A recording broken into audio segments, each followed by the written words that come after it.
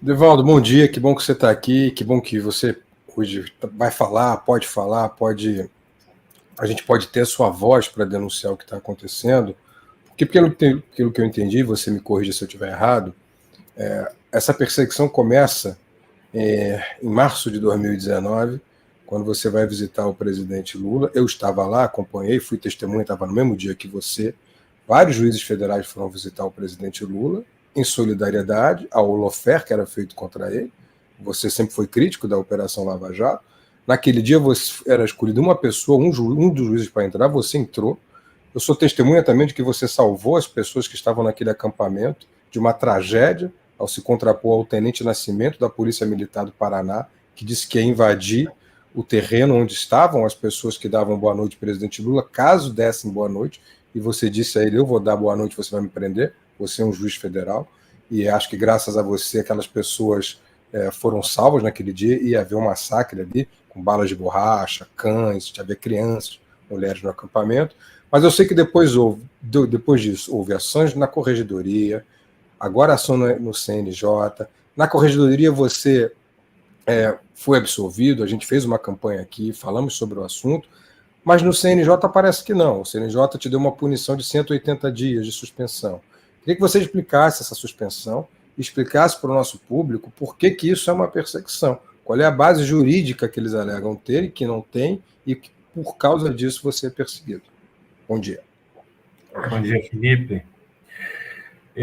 O que aconteceu foi o seguinte: eu, quando fui visitar o presidente Lula na prisão, junto com os meus amigos e colegas também, juízes da Associação de Juízes pela Democracia, eu tinha 12 anos de magistratura e já tinha sido procurador do Estado de São Paulo.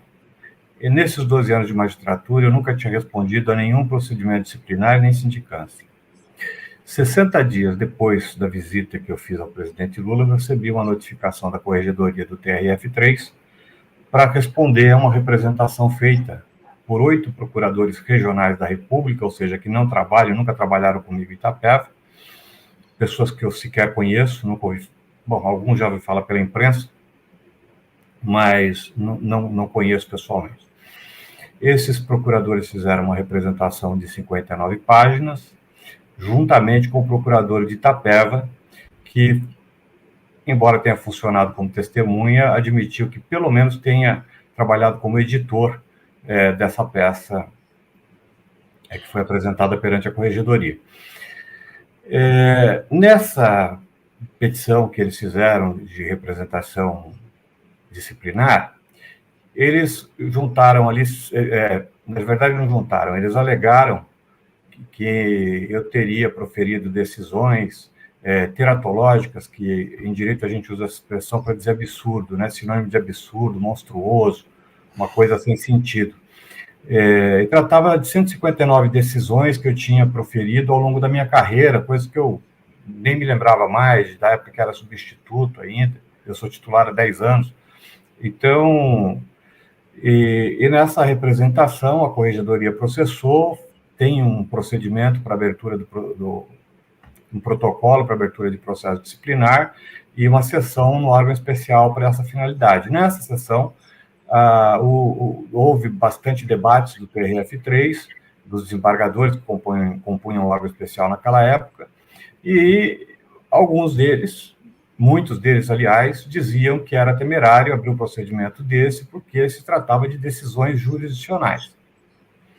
Jurisdicional é aquilo que decide um processo, que decide uma causa, um conflito de interesses, ou seja, a atividade fim do juiz. E não havia nenhuma alegação, havia uma alegação muito superficial de que eu favorecia réus, agora não dizia qual os réus. Na verdade, o favorecimento que eles diziam é um favorecimento abstrato, porque eu decidia contra a tese do Ministério Público em favor de vários réus que eu nunca conheci na vida, então eles diziam que havia ali um favorecimento.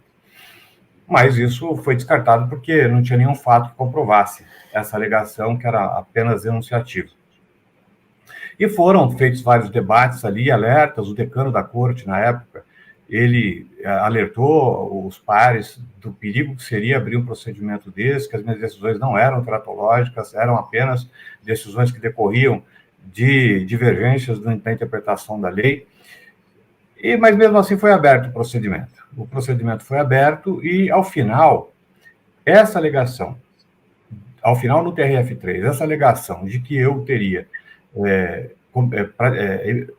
proferido decisões teratológicas ou absurdas, ela foi rejeitada pelo órgão especial do TRF3.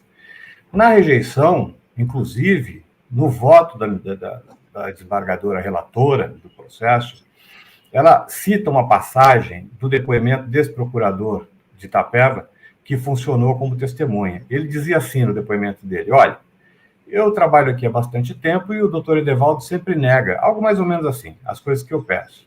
No entanto, agora chegou uma juíza substituta e eu não tenho problema nenhum com ela. Tudo que eu peço, ela dá. Primeiro que a informação não era verdadeira, porque a juíza, ela exerce jurisdição, eu vi depois decisões dela indeferindo pedidos dele também. Mas essa fala do procurador deixou muito clara a intenção deles, que era a de submeter o judiciário ao Ministério Público. E isso foi frisado pela relatora no voto dela no órgão especial. Por isso, essa parte foi rejeitada por unanimidade pelo TRF3, num voto cuja leitura demorou aproximadamente 5 horas naquela corte. Foi extremamente cansativo. Então, para vocês terem ideia do que se diz nessa representação feita por esses procuradores, ao final da peça, depois que eles elencam lá os processos, eles pedem o seguinte: que se faça controle concentrado das minhas decisões pela via correcional, porque o sistema processual vigente não dá conta de me corrigir. Ou seja, eles não queriam se recorrer das minhas decisões, eles queriam que a corregedoria dissesse o que eu tenho que decidir. Então, se é para a corregedoria dizer o que o juiz vai decidir, não precisa de juiz. Já está tudo pré-estabelecido. Se é para acolher todos os pedidos do Ministério Público, também não precisa de juiz. Né? Então, isso foi rejeitado pelo órgão especial do tribunal. Houve, então, eles não recorreram, o Ministério Público não recorreu. Eu não sei se foi porque eles acharam que iam criar tamanha rejeição, o tribunal, por unanimidade, rejeitou o pedido, e talvez por não criar ali um atrito, né, houve manifestações dos embargadores também incisivas, no sentido de que aquilo era inadmissível. Eu suponho que eles deixaram de recorrer, de pedir revisão no CNJ, no Conselho Nacional de Justiça. Entretanto, a ministra corregedora, na época do Conselho Nacional de Justiça, resolveu de ofício, ou seja, por vontade própria, na condição de corregedora, de determinar a revisão dessa decisão do TRF3, ou seja, de me processar por causa das decisões que eu proferi. Ao fazer isso, esse processo foi naturalmente sorteado uma relatora, e a relatora, na sessão plenária do CNJ, no dia 20 de fevereiro, ela disse no plenário que as minhas decisões eram teratológicas. E ali ela citou alguns exemplos de decisões que, na visão dela, eram da eminente relatora, seriam monstruosas ou absurdas, né? Basicamente, as acusações que tem nessa representação, elas dizem respeito a 3 tipos de decisão que eu profiro. 3 grupos, vamos dizer. Desses 159 processos, boa parte vai estar num grupo, outra no outro, e tem alguns que são casos bem particulares. Uma das questões que a eminente relatora citou durante a sessão de julgamento seria a de relaxar prisão por falta de fundada suspeita na busca pessoal realizada pela polícia. O artigo 240 do Código de Processo Penal, ele diz que a polícia só pode fazer busca pessoal se ela tiver fundada suspeita de que a pessoa tenha arma, de que ela tenha prova de crime, instrumento de crime, produto de crime. Ou seja, a busca pessoal não pode ser baseada em preconceito ou em razões subjetivas. Então, há muitos anos, ou alguns anos, eu decido nesse sentido. Toda vez que a polícia faz uma busca, e essa busca não tem uma fundada suspeita que eu possa aferir se ela é objetiva ou não, e se ela legitima aquela conduta da polícia, ainda que ela ache algum crime, ainda que ela ache a prova de algum crime, ou seja, que a pessoa esteja praticando algum crime, essa prova é nula. Então, eu declaro a nulidade da prova E se a pessoa tiver sido presa em flagrante, eu mando soltar a pessoa. Pois bem, essa decisão minha era minoritária. Poucos juízes do Brasil decidiam desse modo. Inclusive, até a Polícia Militar já tinha me representado por causa dessa decisão, e o tribunal já tinha, preliminarmente, nem abriu processo nem nada, preliminarmente já tinha arquivado reclamações dessa natureza. Entretanto, essa reclamação volta depois que eu visitei o presidente Lula, feita, e aí já num dossiê, porque essa 59 pega uma decisão, já não é mais uma representação, é um dossiê. E aí volta de novo isso. Agora, essa decisão era baseada na lei. É a minha interpretação do direito. Como magistrado, eu tenho que interpretar a lei. Não tem nada de absurdo na decisão. Está no texto legal isso daí. Inclusive, um dos desembargadores, o decano do nosso tribunal, na sessão de abertura, ele levantou essa questão. Ele falou, olha, eu estou 40 anos nisso, eu nunca tinha prestado atenção nisso que esse juiz está falando. Eu acho que vocês deveriam ler, pelo menos, o que ele está falando, porque não tem nada de absurdo nisso aqui. Está escrito na lei. Agora, só te interrompendo, a quem você atribui essa perseguição? Porque está bem claro, acho que você começou a explicar com bastante destreza o que aconteceu. É o quê? É uma tendência lavajatista dentro dessas cortes? São juízes lavajatistas? Eles têm uma tendência à direita? E por você ter visitado o Lula, eles fazem essa perseguição?